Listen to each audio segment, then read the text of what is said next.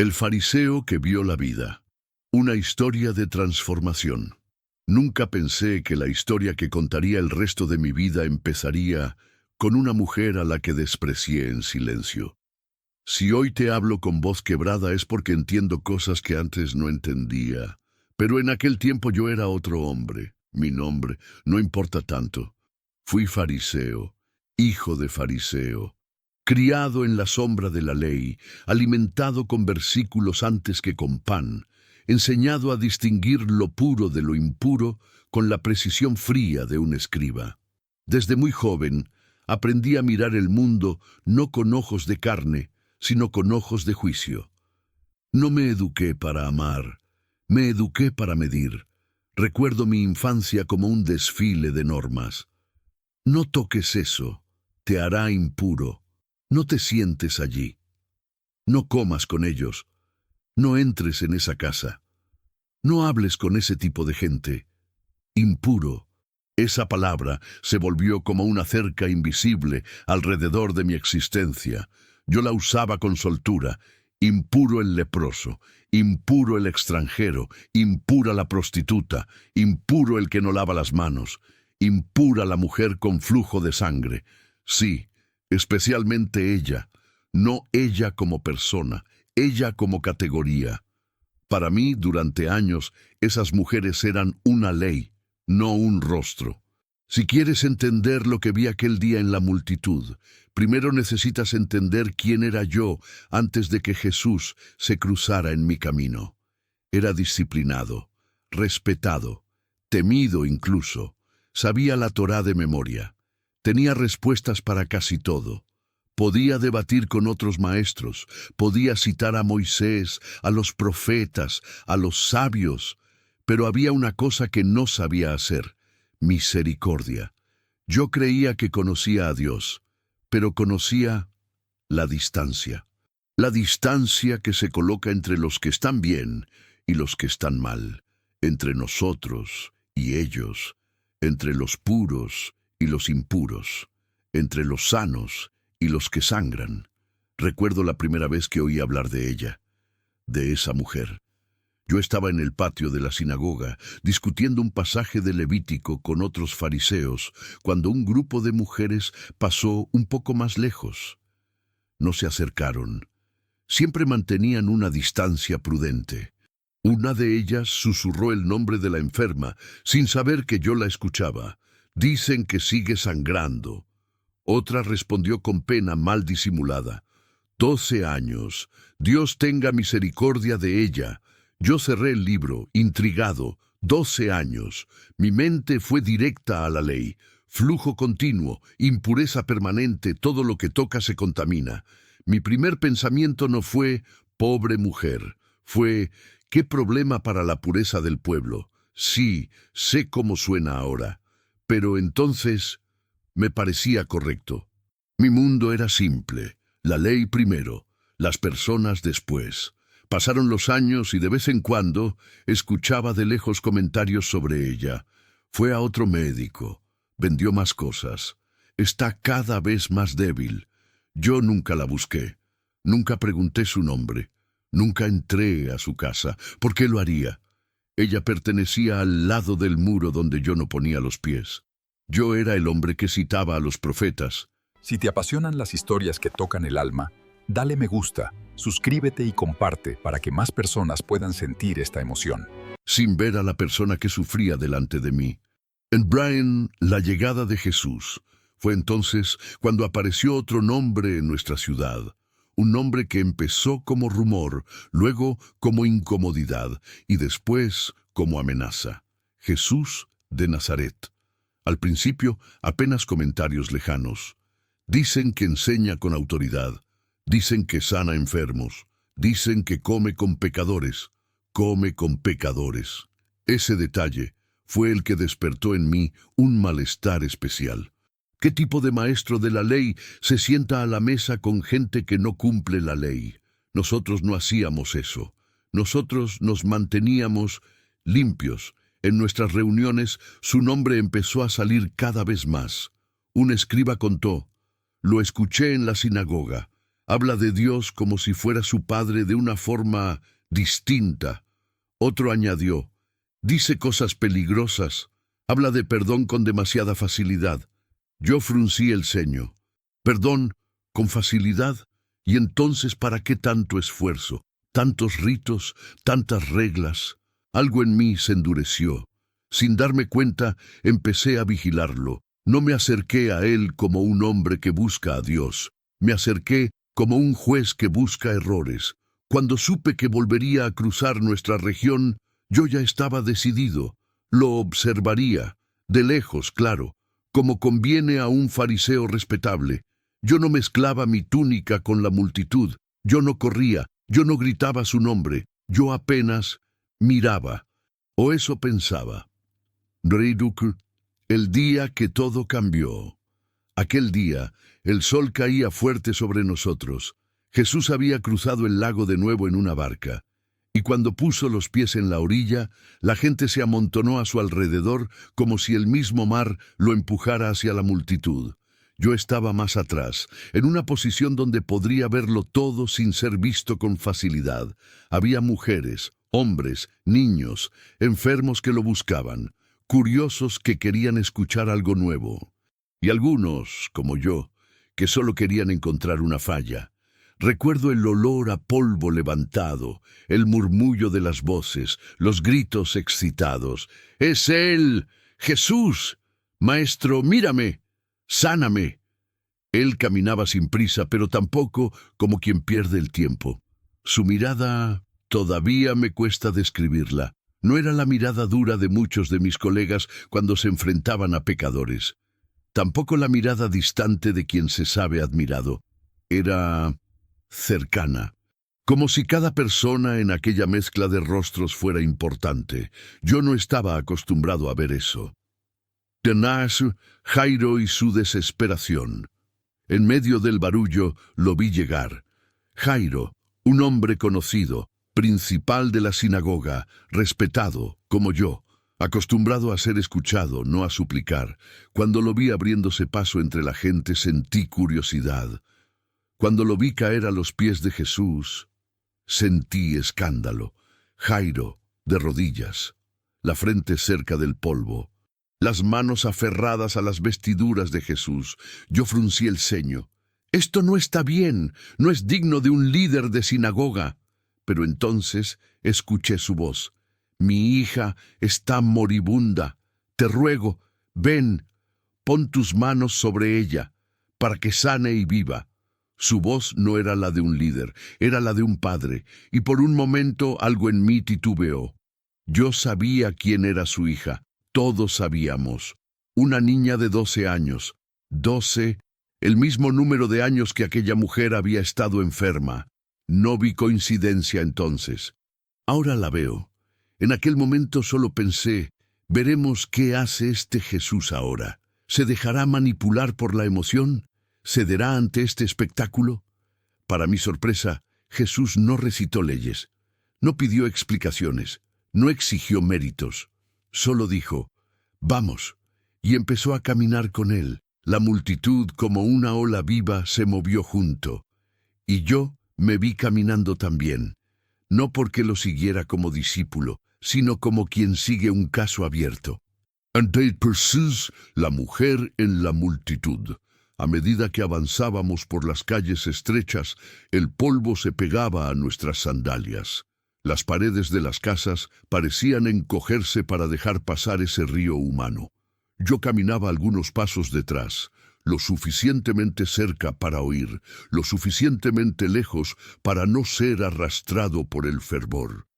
Jesús iba al lado de Jairo. El rostro del padre estaba marcado por una mezcla de esperanza y desesperación. A veces parecía querer apurarlo. A veces solo lo miraba como si en él se sostuviera la vida de su niña, y en buena parte así era.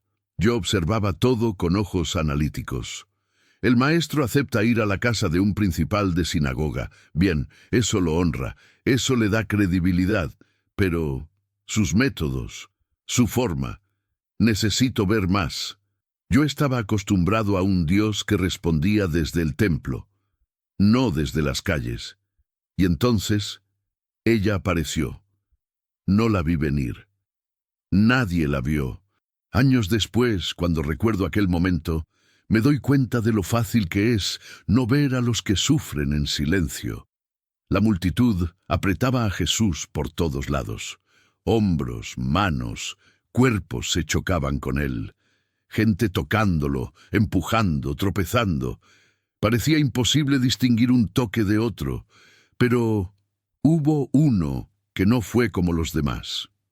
Yo no lo vi con claridad al principio. Lo sentí. Un pequeño vacío en el ruido, un instante de pausa en el flujo, como si algo en el mundo invisible hubiera cambiado de dirección. Primero percibí un movimiento raro hacia la parte baja de la multitud, cerca del suelo, como si alguien se hubiera arrodillado o caído. Vi un manto gastado, vi una figura encorvada, vi una mano femenina extendida, buscando desesperada algo que yo aún no alcanzaba a ver. Entonces mis ojos siguieron la línea de esa mano. Ella rozó el borde de las vestiduras de Jesús. No fue un agarre, no fue un tirón, fue un roce. Habría sido fácil ignorarlo. Habría sido fácil considerarlo accidente, pero nada de lo que ocurrió allí fue accidente. En el momento exacto en que sus dedos tocaron el borde del manto, yo vi algo en el rostro de ella. Llevaba el velo desordenado, el rostro cansado, ojeras profundas, la piel pálida. No sabía quién era, no todavía, pero entendí que no era una curiosa más. Sus ojos cerrados, su expresión tensa y de pronto una especie de alivio, de sorpresa incontenida, de descanso, como si un peso antiguo cayera de sus hombros. Vi sus hombros relajarse, vi su respiración cambiar, vi, sin entender cómo, que algo había acontecido en su interior. Y antes de que yo buscara explicaciones, Jesús se detuvo. Fue tan abrupto que casi nos chocamos por detrás. El murmullo continuó unos segundos, luego empezó a bajar. Él se giró un poco, como quien escucha un sonido que los demás no oyen. Sus ojos recorrieron a la gente. Y entonces dijo: «¿Quién me tocó?». Yo casi solté una risa irónica. «¿Quién te tocó? Todos te están tocando». De hecho, uno de sus discípulos dijo algo parecido. «Maestro, ves que la multitud te aprieta por todos lados y preguntas, ¿quién me tocó?». Pero él insistió: «Alguien me tocó, porque sentí que poder salió de mí». Hubo un silencio raro. No era un silencio de respeto religioso, era incomodidad. La gente empezó a mirarse entre sí. Nadie quería ser señalado como el culpable de haberlo interrumpido en un momento tan crítico. Jesús iba a la casa de un padre desesperado. La urgencia era clara. La niña estaba al borde de la muerte. Y de repente se detiene por un toque. Yo, dentro de mí, ardía. Esto es irresponsable. Se entretiene con detalles mientras una niña muere. ¿Qué clase de rabí es este? Pero no dije nada. Apenas apreté los labios. Esperé ver un error. Estaba seguro de que aquel momento lo delataría. No imaginaba que, en lugar de eso, delataría mi corazón. La confesión de la mujer. El silencio se hizo más espeso. Él continuaba mirando alrededor, no con enojo, sino con insistencia amorosa. Ese modo de buscar me desconcertaba. No era el maestro herido en su autoridad. Era alguien que sabe que un alma necesita ser vista. Entonces la vi, la mujer, la misma figura encorvada que había tocado su manto. Sus manos temblaban, su cuerpo también. Vi cómo intentaba esconderse en la multitud. Vi cómo luchaba entre el impulso de huir y una fuerza mayor que la empujaba a salir de las sombras. Ella sabía que él sabía, y yo empezaba a sospechar quién era ella. Una de las mujeres a mi lado susurró, aterrada: «Es la enferma, la que sangra. No debería estar aquí». Otra se apartó un paso. Mi corazón se endureció por reflejo. Impura, tocando gente, tocando al maestro. Era un escándalo. Mi mente farisaica gritó por dentro: esto es una violación abierta de la ley. Esta mujer contamina a todos. Esto no se puede tolerar. Yo ya tenía veredicto antes de oír su historia. Ella empezó a avanzar, temblando. Cada paso suyo era una confesión. La multitud se abría a su alrededor, más por miedo que por respeto. Yo pude ver mejor su rostro. No era vieja, pero la enfermedad la había envejecido por dentro. Ojos hundidos, labios resecos, marcas de cansancio en la piel. Sin embargo, había algo nuevo allí, algo que ningún médico le había dado jamás, una chispa de vida. Se arrodilló delante de él. Yo apreté los puños. Impura, de rodillas delante de un rabino. Esto es demasiado. Ella, sin embargo, no parecía ver a nadie más. Con la voz quebrada comenzó a hablar. He sufrido de flujo de sangre durante 12 años, dijo. He padecido mucho con muchos médicos. He gastado todo lo que tenía y nada me aprovechó. Antes bien, me iba peor. Su confesión caía sobre nosotros como piedras. 12 años. Yo ya conocía los detalles de la ley sobre eso, pero nunca había escuchado la voz de una mujer que viviera esa ley sobre su propia carne. Ella continuó: oí hablar de ti. Sus ojos brillaron, y pensé: si tan solo toco el borde de su manto, seré sana. Me acerqué por detrás, entre la multitud, y te toqué. Ella tragó en seco, y enseguida sentí en mi cuerpo que estaba curada de mi enfermedad. Hubo un murmullo general. Algunos dieron un paso atrás, escandalizados. Nos tocó, nos contaminó. Podía leer ese pensamiento en los rostros. Mis labios se apretaron aún más. Yo debería estar de acuerdo. Yo estaba de acuerdo.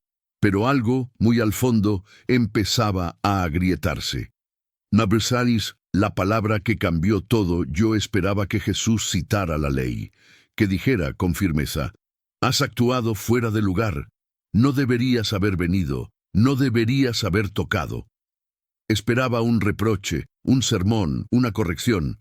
Él, sin embargo, se inclinó un poco hacia ella. Sus ojos. Nunca olvidaré esa mirada. La vio como ningún fariseo sabía mirar. No como un problema, no como un riesgo, no como un caso. La vio como persona, como hija. Y entonces, delante de todos, delante de mí, delante de los que la evitaban desde hacía años, dijo: hija, tu fe te ha salvado. Vete en paz y queda sana de tu enfermedad. Hija. Una palabra que en mis labios era solo teoría teológica. En los de él se volvió hogar. Hija. Yo, que me consideraba hijo de Abraham, veía ahora a una mujer impura ser llamada hija, por aquel que hablaba de Dios como Padre de una forma que nunca habíamos oído. Algo se revolvió dentro de mí. Una parte se indignó. ¿Hija? ¿Así, tan fácil? ¿Sin rito? ¿Sin sacrificio en el templo? Otra parte se quebró, porque por un instante vi en ella algo que no sabía cómo manejar. Una alegría y una libertad que toda mi religiosidad jamás me había dado. Nauneis un, la noticia devastadora. Mientras yo luchaba con mis pensamientos, Jesús ya volvía a ponerse en camino. El tiempo no se había detenido para la hija de Jairo. El problema seguía urgente. La casa seguía esperando. Ahora sí, pensé. Ahora veremos si no fue una pérdida peligrosa de tiempo. En ese exacto momento, vi a unos hombres aproximarse corriendo desde la dirección de la casa de Jairo. Sus rostros traían una sombra que yo conocía bien. La sombra de la noticia que destruye. Se acercaron a Jairo. Uno de ellos, intentando controlar la respiración, dijo: tu hija ha muerto. No molestes más al maestro. Esas palabras cayeron como un golpe seco sobre nosotros. Yo sentí un frío en la espina. Ahí está, gritó algo dentro de mí. Si no se hubiera detenido, si no hubiera perdido tiempo con esa mujer. Tal vez la niña estaría viva. La culpa, como una serpiente, buscó su presa. Yo la vi ir hacia la mujer, la vi ir hacia Jesús, la vi ir hacia la fe, y por un momento casi la abracé. Casi dije, sí, perdimos tiempo. Este tipo de cosas son peligrosas. La compasión es peligrosa. La fe interrumpe lo que es más importante. Pero antes de que Jairo pudiera responder, antes de que yo pudiera ordenar mis argumentos, Jesús habló, no al mensajero, no a la multitud, a él, al Padre. Con una calma que me desconcertó, dijo, no temas, cree solamente, no temas, cree solamente. Yo estremecí, porque él no dijo, lamento, llegué tarde. Él no dijo, si no fuera por esta mujer.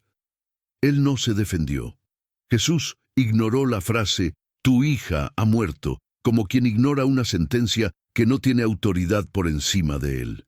Y, en ese instante, sin entender cómo, intuí que estaba a punto de ver algo, para lo cual la ley nunca me había preparado. Yo podría decirte que, en ese momento, ya me había vuelto creyente. Sería mentira. En ese momento, yo era un fariseo dividido. La mitad de mí decía, esto es absurdo, la niña está muerta, la historia terminó. La otra mitad, la mitad que había oído, hija, tu fe te ha salvado, se negaba a silenciar una pequeña chispa titilante. ¿Y si no terminó? ¿Y si este Jesús tiene una autoridad que va más allá de lo que conocemos? Jesús no me miró entonces, no todavía, pero sus palabras a Jairo alcanzaron más corazones que el de aquel padre, incluyendo el mío. Y así fue como seguí caminando. No ya como un juez seguro de su veredicto, sino como un hombre que empezaba, a contragosto, a sospechar que estaba delante de algo mucho más grande que mis certezas. Acompañé a Jesús hacia una casa donde la muerte ya había llegado primero, sin imaginar que, al cruzar aquella puerta, no solo vería a una niña levantarse, sino que parte de mi viejo yo sería obligado a morir también. Caminando hacia la casa. No recuerdo haber sentido una tensión tan palpable en el aire como aquella tarde. Yo estaba allí entre la multitud, mezclado, escondido, observando, porque nuestra orden tenía un objetivo muy claro: vigilar a Jesús de Nazaret. Ese rabí itinerante que según algunos violaba la ley y según otros la cumplía con una autoridad tan profunda que hacía temblar nuestras tradiciones. Yo aún no sabía en qué creer. Mi corazón era un campo de batalla. Por un lado estaba mi orgullo fariseo, mi formación estricta, mi celo por la pureza ritual. Por el otro, algo que no me atrevía a nombrar, una curiosidad ardiente, incómoda, que me empujaba una y otra vez a seguirlo de lejos. Por eso estaba allí cuando todo ocurrió. El ruido de la multitud crecía como olas golpeando rocas, gritos, pasos, murmullos, polvo levantándose del suelo bajo los pies ansiosos de la gente. Hombres, mujeres, niños, todos corrían detrás de él. Y entonces lo vi. Jesús caminaba con pasos tranquilos, casi solemnes, a pesar del caos que lo rodeaba. No levantaba la voz, pero cada palabra parecía tener un peso eterno. Yo, que había dedicado mi vida entera a estudiar la Torá, yo, que conocía cada letra y cada interpretación, sentí algo desconcertante cuando lo observé. Ese hombre no enseñaba la ley desde pergaminos, ese hombre la enseñaba desde el corazón, y eso me inquietaba, me irritaba, me sacudía por dentro, porque yo era un experto en letras, pero un analfabeto del espíritu. Brown, la mujer que no debería haber estado allí, fue entonces cuando la vi. Entre los cuerpos que empujaban, las manos levantadas, el polvo suspendido en el aire, una figura se movía de manera extraña, encogida, frágil, arrastrándose casi en silencio. Al principio pensé que sería solo una enferma más intentando tocar al rabí, pero algo en su postura llamó mi atención.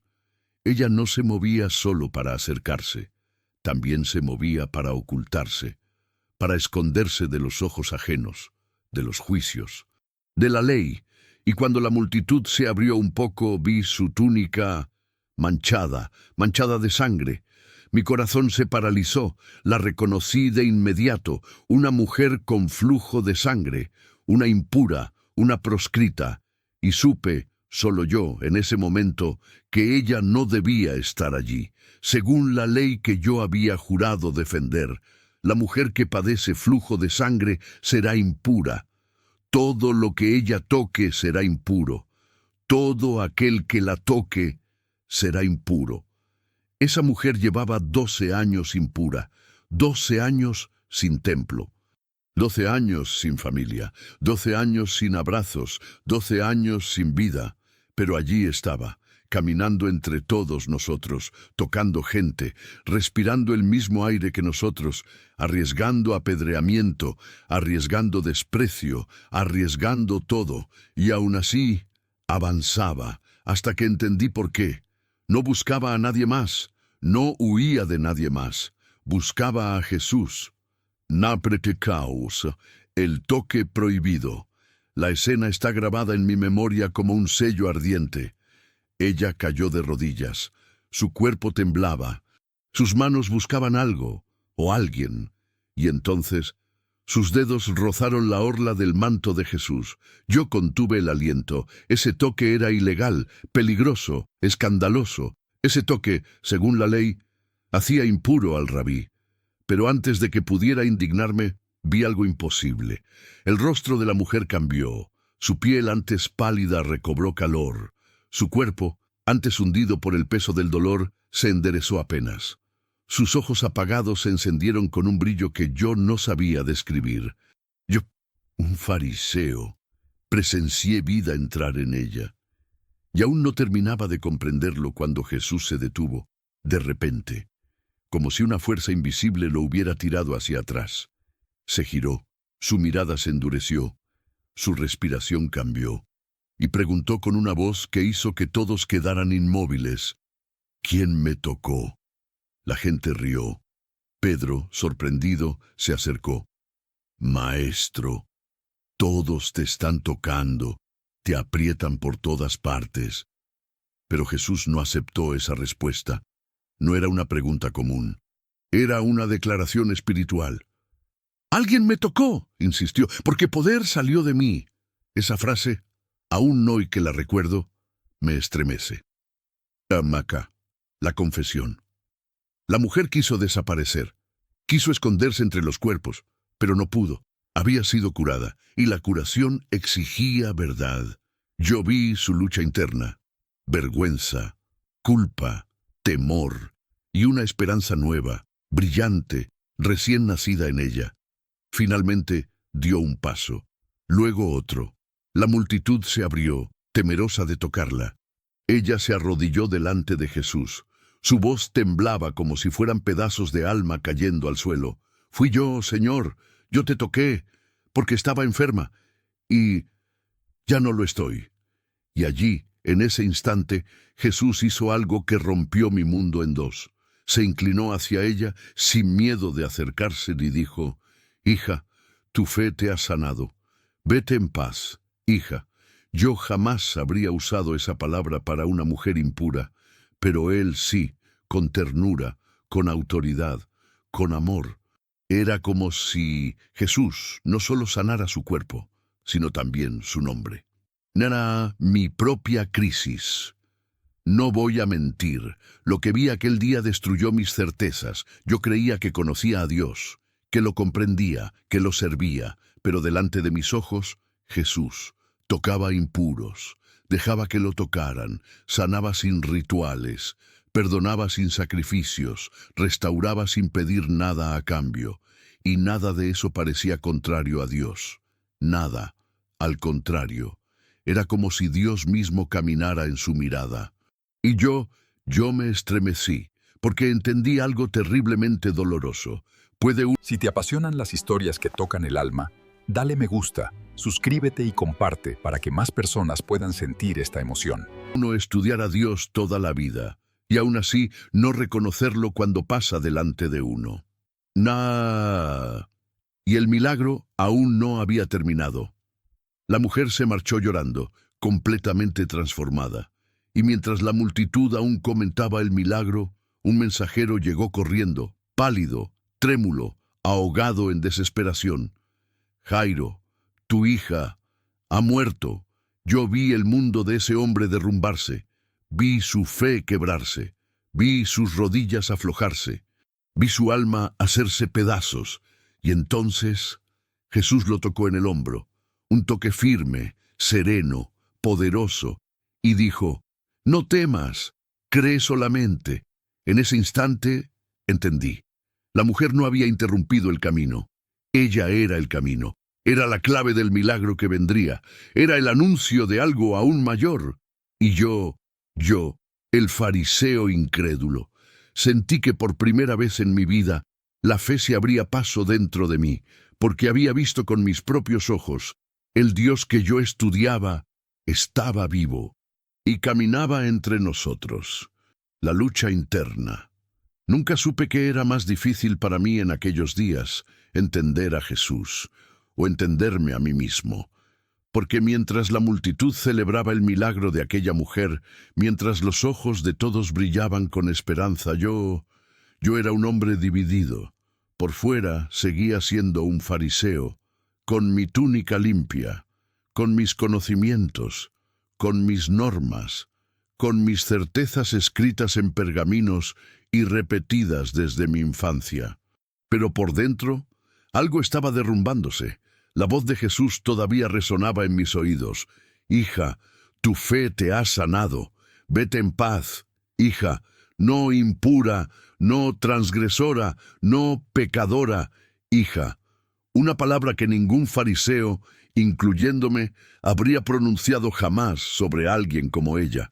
Pero él lo hizo, y al hacerlo, algo se quebró dentro de mí, como un muro antiguo que cae después de demasiados años sosteniendo peso.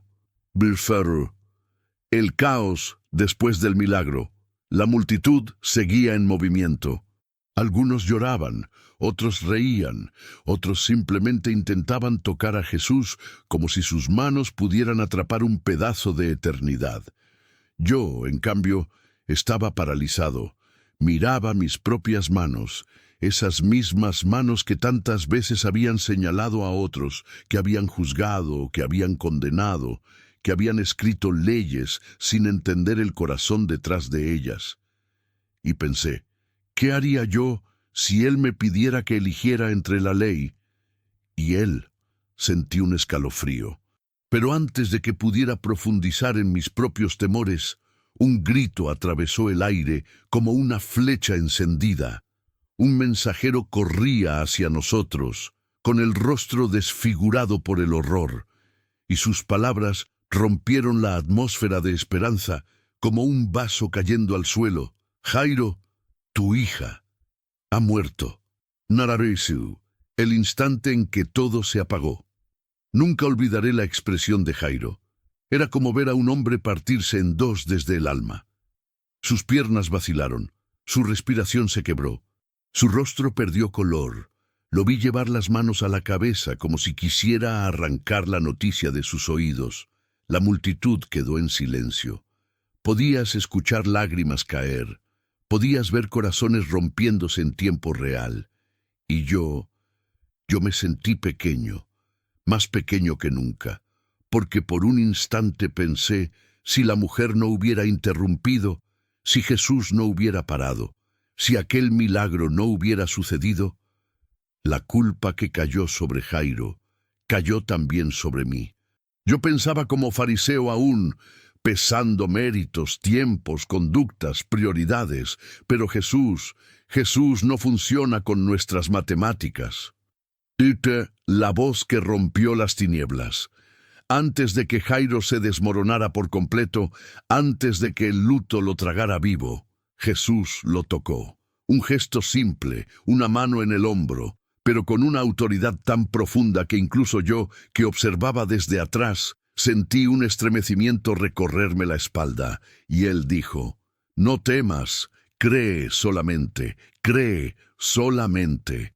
Yo que había dedicado mi vida a leer, estudiar, memorizar y aplicar la ley, nunca había oído un mandato tan pequeño y tan poderoso.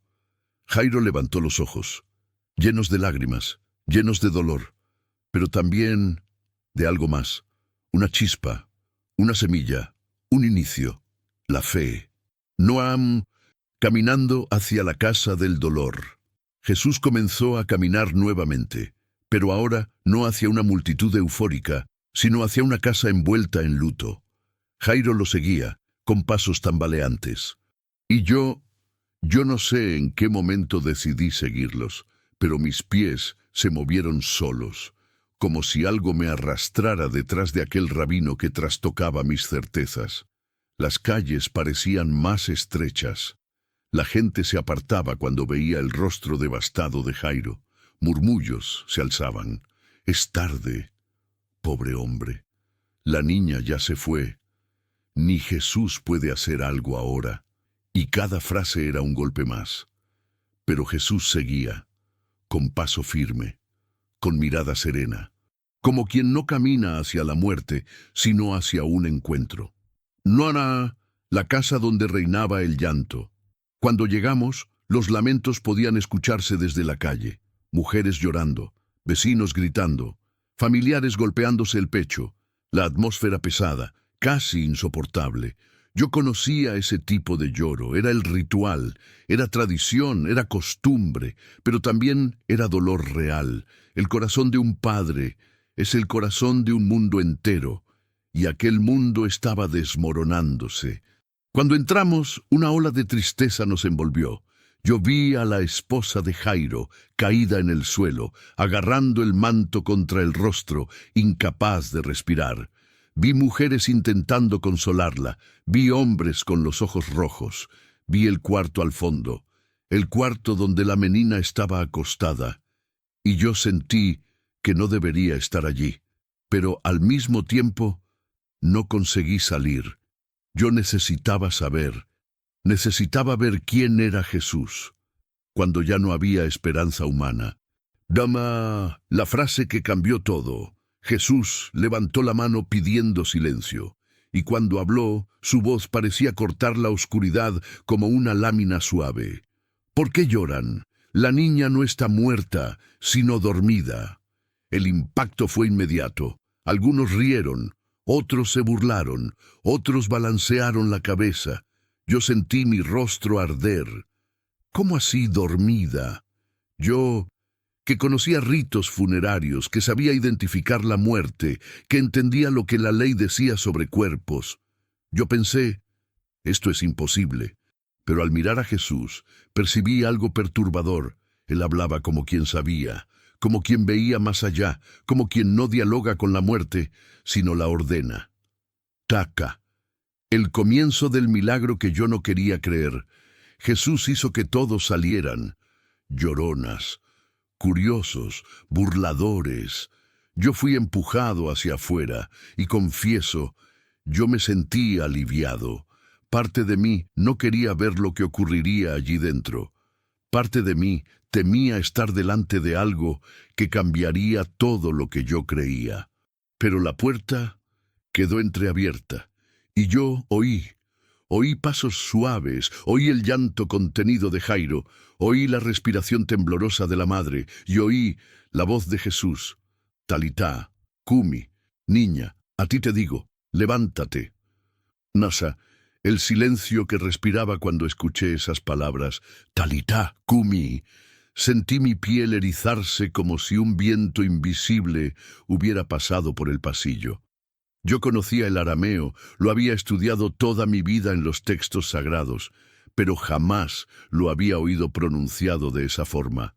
Ese tono, esa autoridad, esa ternura, era como si la vida misma hablara. Me quedé inmóvil detrás de la puerta entreabierta, con el corazón apretado contra las costillas. No debía estar allí. No tenía permiso. No pertenecía a ese momento. Y, aún así, no podía moverme. Algo me decía que si cerraba los ojos, perdería lo que Dios estaba haciendo justo delante de mí. Después del comando de Jesús, el silencio dentro de la habitación fue tan profundo que parecía vivo. Ni un suspiro, ni un movimiento, ni un llanto. Un silencio que no era vacío, era un silencio que esperaba, como la respiración contenida del universo. El dolor de la casa estaba suspendido en el aire, pero no vencido. Yo apreté mi manto contra el pecho.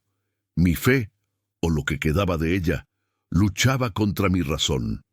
Una niña muerta no se levanta, un cuerpo frío no responde, un corazón detenido no obedece palabras. Eso era lo que mi mente decía, pero mi alma temblaba con otra posibilidad. Daris, el milagro que rompió todas mis lógicas. Entonces lo escuché. Primero un suspiro, pequeño, frágil, como el sonido de alguien despertando de un sueño profundo. Luego, un movimiento suave, una tela rozando la cama, un murmullo ahogado, y después, la voz de la madre. Una voz quebrada, rota, llena de sueño y fe al mismo tiempo. Jairo, Jairo, se está moviendo. Mis piernas casi fallaron. Yo conocía el ritual del luto. Sabía cómo lloran los padres que pierden a un hijo. Había visto cuerpos inmóviles, fríos, ya entregados a la muerte, pero lo que escuché, eso no pertenecía al mundo que yo conocía. Había vida allí dentro. Vida donde debería haber muerte. Vida llamando a una niña por su nombre. Diriosun, la puerta que se abrió a mi propia incredulidad. La puerta se abrió de golpe. Jairo surgió, con los ojos inundados de lágrimas. Pero no eran lágrimas de muerte. Eran lágrimas de alguien que acaba de ver lo imposible. Detrás de él, tomada de la mano por Jesús, la niña, caminando, de pie, respirando, sus ojos estaban abiertos, llenos de una luz que no pertenecía a este mundo. Su cabello caía sobre sus hombros como si nada hubiera pasado.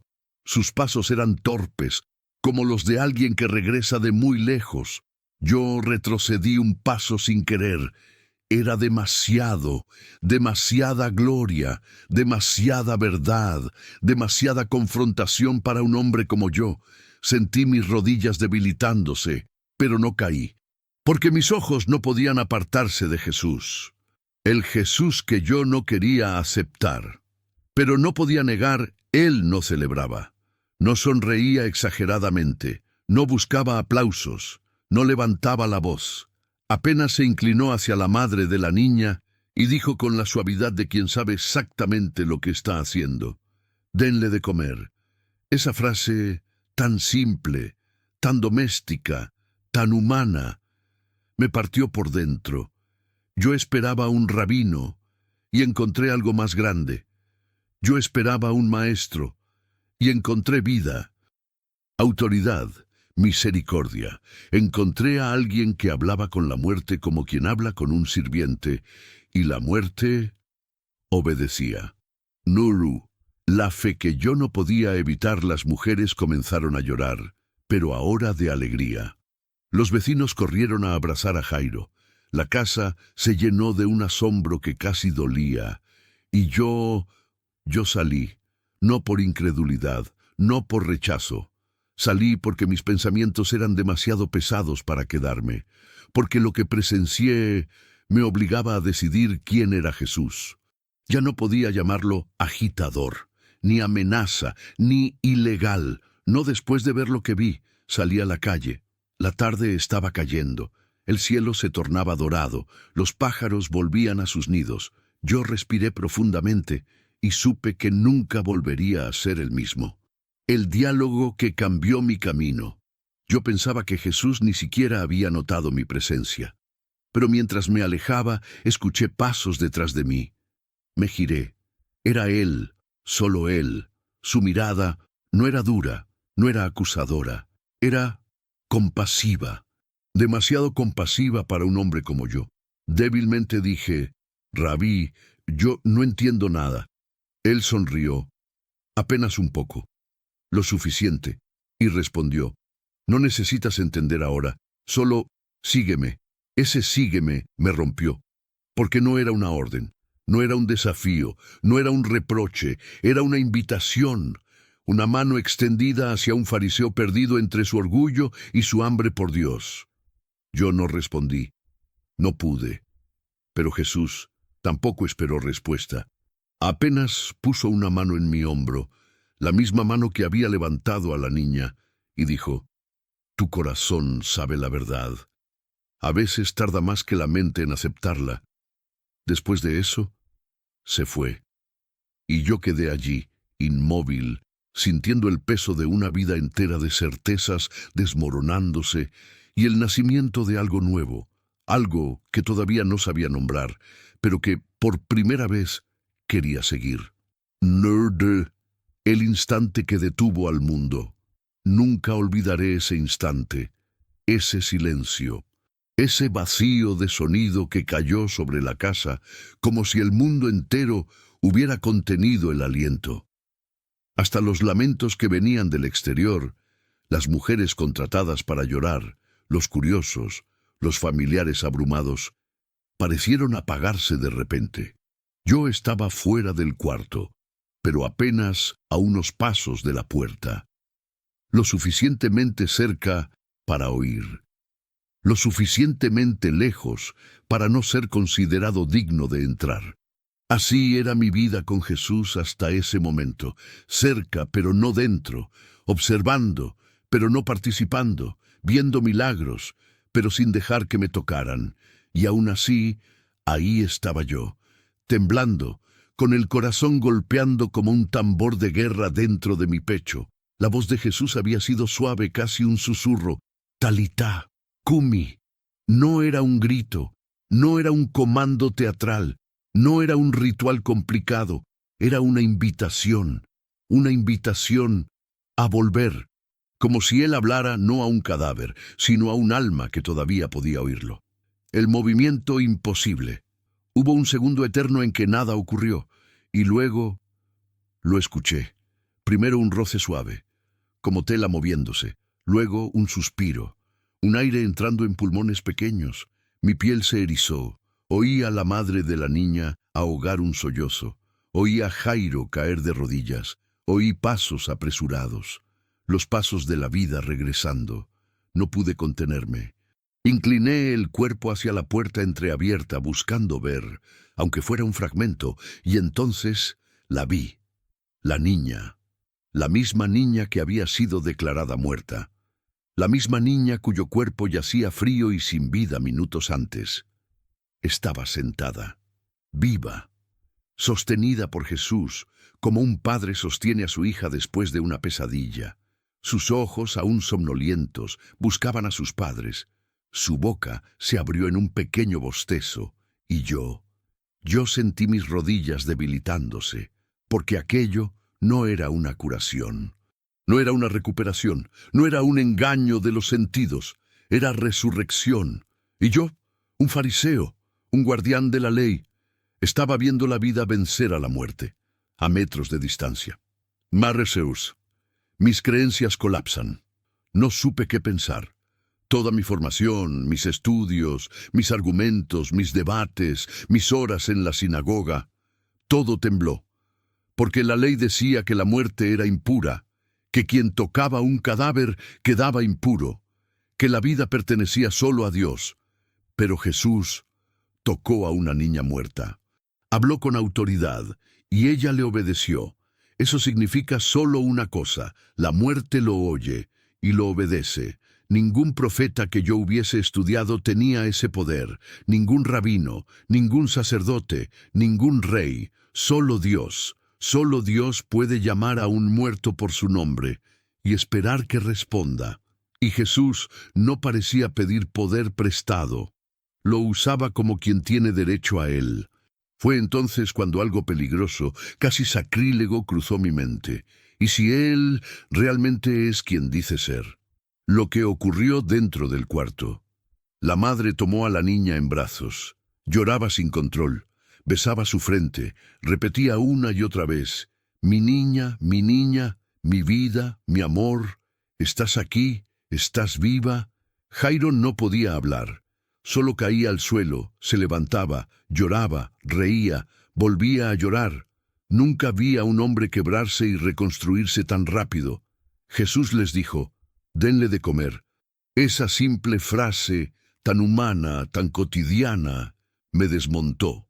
Porque para nosotros, los fariseos, los milagros eran un espectáculo, un acto que debía estar acompañado de fuego, incienso o proclamaciones.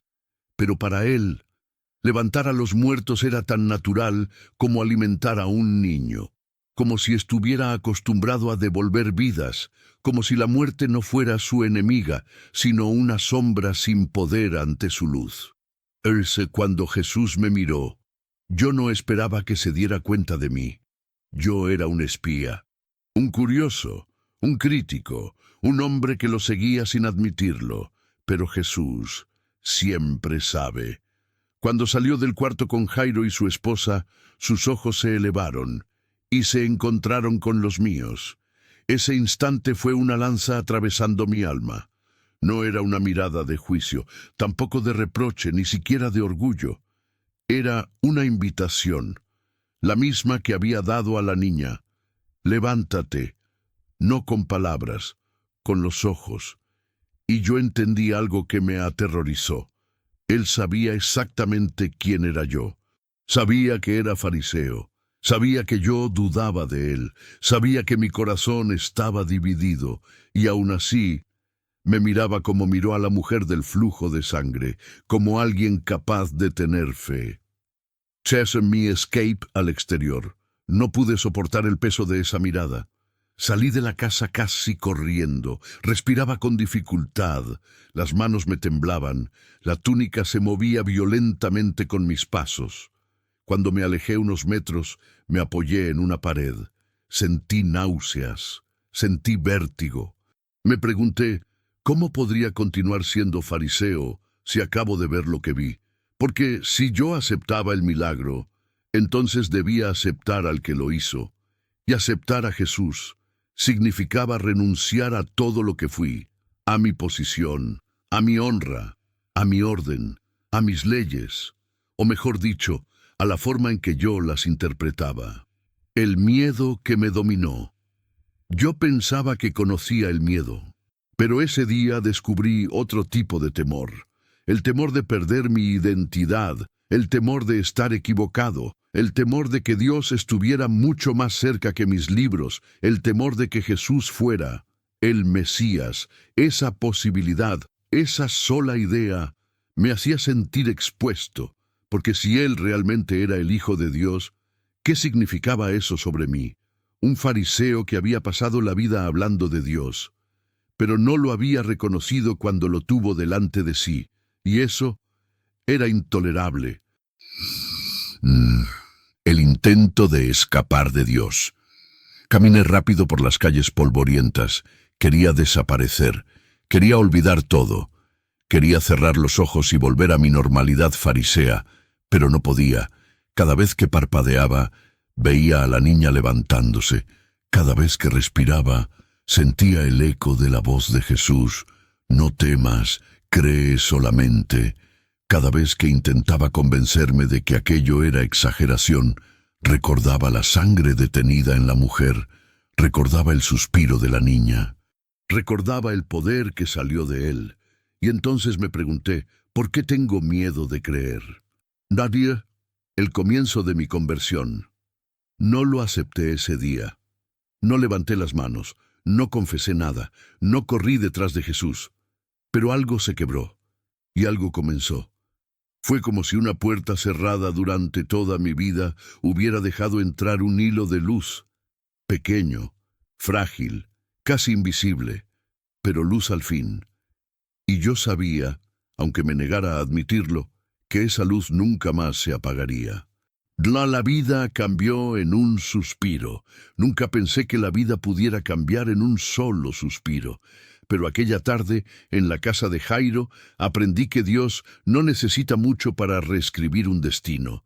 Bastaba una palabra, una mano extendida, un corazón que cree, una voz, su voz, y todo, absolutamente todo.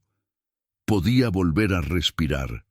Desde donde estaba, entre la puerta entreabierta y el corredor lleno de sombras, pude ver solo un fragmento de la escena. Pero fue suficiente para marcarme para siempre. Jesús tomó la mano fría de la niña, el cuerpo pequeño, inmóvil, con la palidez de quien ya había sido vencido por la muerte. Yo conocía ese tono de piel. Los fariseos nos encargábamos de certificar fallecimientos. Yo había visto aquello decenas de veces, pero allí, en aquel cuarto estrecho, algo diferente envolvía el aire. Era como si la muerte, acostumbrada a caminar altiva entre los vivos, hubiera encontrado por primera vez a alguien a quien no podía mirar a los ojos. Jesús murmuró, Talitá cumi. No fue un grito, no fue un mandato violento, fue ternura con autoridad, firmeza bañada en amor, como si hablara con una vieja amiga, no con alguien que ya había partido. Sentí mis dedos temblar, sentí mi garganta cerrarse, y entonces la niña respiró. Primero, un movimiento leve en el pecho, después un estremecimiento suave, luego sus párpados vibraron como si un sueño profundo se rompiera desde dentro, y, finalmente, abrió los ojos. Naresiun y yo vi la vida volver. Ella miró alrededor con extrañeza, parpadeó, respiró profundo, y luego se incorporó, como si despertar de la muerte fuese tan simple como despertar de una siesta. La madre cayó al suelo, con un llanto que parecía arrancar el corazón del propio pecho. Jairo tapó el rostro, incapaz de contener los sollozos. Sus piernas vacilaron, y él cayó a los pies de Jesús, y yo creí que mis rodillas no me sostendrían, porque en aquel instante entendí algo que me persiguió por toda la vida. La muerte obedece a Jesús, la vida responde a su voz, el mundo se inclina ante él. Nasdo, yo, el fariseo que no creía. Suelo decir que aquel día, en aquella casa, dos personas resucitaron, la hija de Jairo y yo. No físicamente, pero todo lo que yo era, mis certezas, mi arrogancia, mi orgullo religioso, mi corazón de piedra, murió en aquel suelo, porque delante de mí estaban dos pruebas irrefutables: la mujer curada apenas con un toque, una niña levantada de la muerte por una palabra, y todo esto hecho por un hombre que no cobraba nada, no buscaba gloria, no negociaba cura, no se preocupaba por reglas humanas, no temía impureza, no retrocedía ante la muerte. Yo, que pasara la vida entera estudiando la ley, descubrí que la ley apuntaba hacia él todo el tiempo. Yo, que me consideraba guardián de la verdad, descubrí que la verdad estaba caminando delante de mis ojos, y yo nunca me había dado cuenta.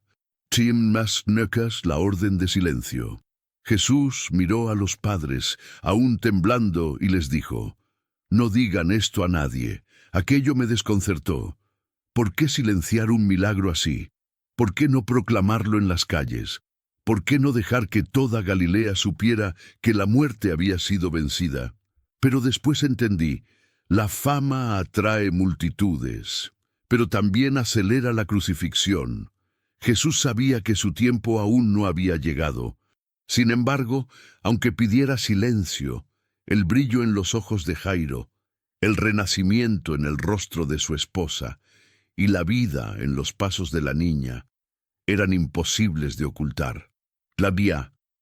Cuando salí de aquella casa, yo ya no era el mismo mientras regresaba a mi hogar. Sentía que mis pies caminaban en un suelo que ya no reconocía. Era como si todo el pueblo hubiera cambiado de color, aunque fuera yo el que veía distinto. Recordé cada enseñanza que nos habían dado desde niños. Solo Dios puede perdonar. Solo Dios puede dar vida. Solo Dios puede purificar al impuro. Solo Dios puede vencer a la muerte. Y aquel hombre había hecho todo eso en un único día. Me quedé en silencio por horas. No hablé con nadie. Y cuando llegó la madrugada, yo simplemente lloré. no por tristeza, sino porque mi alma había encontrado aquello que buscó por años, pero siempre lo buscó en el lugar equivocado. Número 5. Mi encuentro secreto con Jesús. Días después, encontré a Jesús nuevamente, pero esta vez yo no estaba escondido en medio de la multitud. Yo estaba solo. Yo temblaba. Yo sabía que mi presencia allí ponía mi reputación en riesgo.